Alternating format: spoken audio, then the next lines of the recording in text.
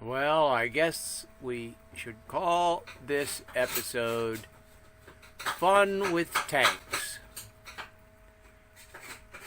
In the last week or so, Dee Dee graciously lugged a bunch of water down to the boat and filled up the forward water tank. Well, 5 days later, it was empty, and the bilge was full of water. That led me to believe that there's a leak in the tank. So after 42 years, that's pretty good service. That's my age. Almost. But of course, the problem is you can see the size of the opening there in the bulkhead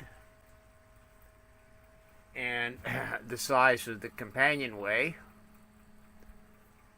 And inside, you can see the size of the tank. Well, at the aft end, it's 55 inches wide and about 16 inches deep. Of course, it's tapered on the two sides to conform to the hull. And the way it's mounted, which is one of the things that I dislike about many production boats, because this boat does not have a liner except in the head. So what they did is they built a platform to support the tank,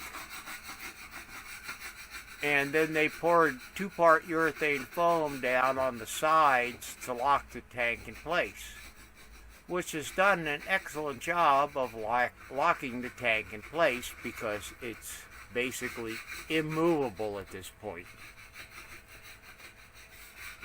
Anyway, then the top lid, which was actually part of a V-berth up forward when I bought the boat, that was installed. Well, the problem is it overlaps the tank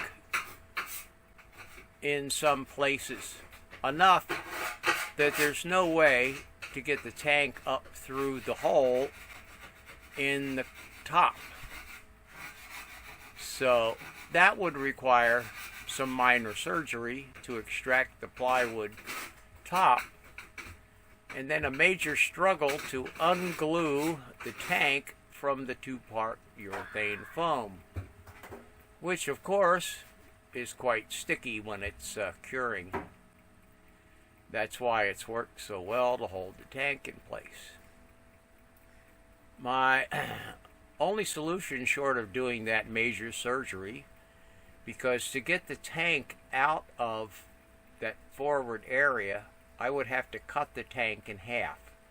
It's the only way it would fit through this opening. And of course, it can't fit out of the companionway at all in its present configuration. I had the same problem with the back aft under the double bunk back there with the fuel tank that was factory installed. I replaced it with 2 fiberglass tanks some years ago. And I had to cut that tank in half to get it out of the boat.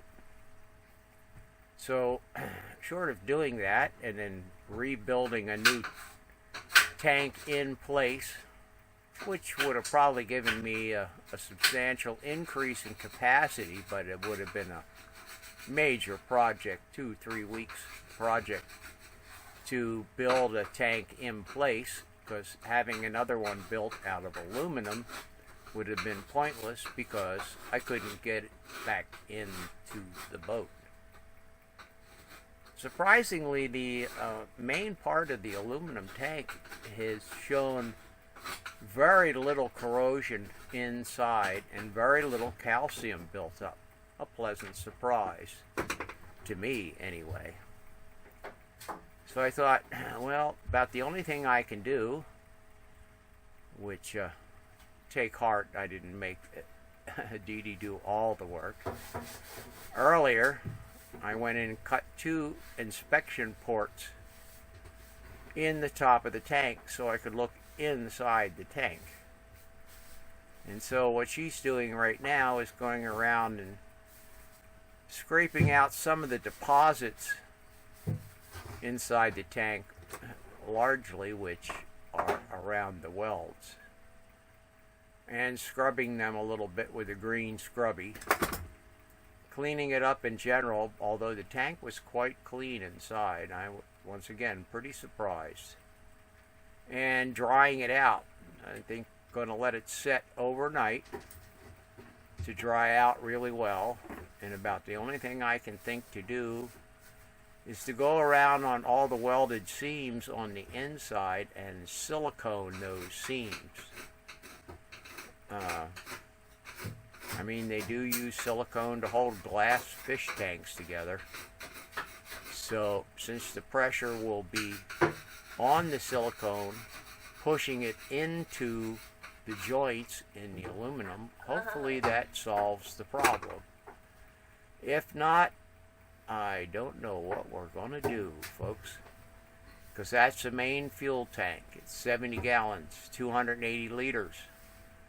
And since I don't have a water maker, absolutely necessary carrying capacity, I have another 30-gallon tank back aft. Gives us 100 gallons total. But looking forward to some of the longer passages we're going to have to make. We're definitely going to need that full 100 gallons, and I've also got 6 jugs for carrying water. I might fill those up as well. So we'll see how it goes. I'll do kind of a part 2 follow-up on this video. Maybe just make it run after this initial one. So what I want to do is seal the tank up, and we'll put 5 jugs of water in. That's 25 gallons. And I suspect if there's a leak, it's down low in the tank rather than up high, because so much of the water leaked out of the tank. And we'll see how that holds. If that holds, I'll put another 5 jugs in. That's another 25 gallons. And check it again. And then that leaves only 20 gallons or so to fill the tank. Anyway, there's Dee Dee on her knees, scraping away happily, I might add. Ha-ha. What? I said, there's Dee Dee on her knees, scraping away happily. Ha-ha. Ah, She's modest. sweating. Yes. Tired. Hot work, tired. It's 5 o'clock in the afternoon, and Hard working. we've been working on this Must to pretty pay near. me dollars. You must to pay me dollars. How many dollars I got here? You get food and water. Ouch! Like people on the street begging money. Uh-huh. Money. No work, no pay. I work, you pay. Yes? Uh-huh. No money, no honey. Yep. Absolutely no honey without money. Joke. He paid me after I work here very hard. Lots of dollars, not dollars, ringgits. Not US dollar. It's a ringgit. I don't know how to count the ringgits. I forgot what the name of their money here. I always repeat asking the captain what's the name of their money money here, because I think that it sounds ribbits, then we use the ribbits here. Okay, dear. Bye-bye, guys. That's it Enjoy for my right trip. now. Huh? Till the conclusion. Close. The conclusion, which hopefully will be tomorrow. Oh, yes. Bye. Bye-bye. Hello, everybody. In conclusion to the Great Tank episode, everything went quite well. We closed everything up put some water in, checked it, wasn't leaking, put some more water in it, checked it, it still wasn't leaking, filled it all the way up, didn't leak, hasn't leaked since, as far as I know, since the last time I checked it.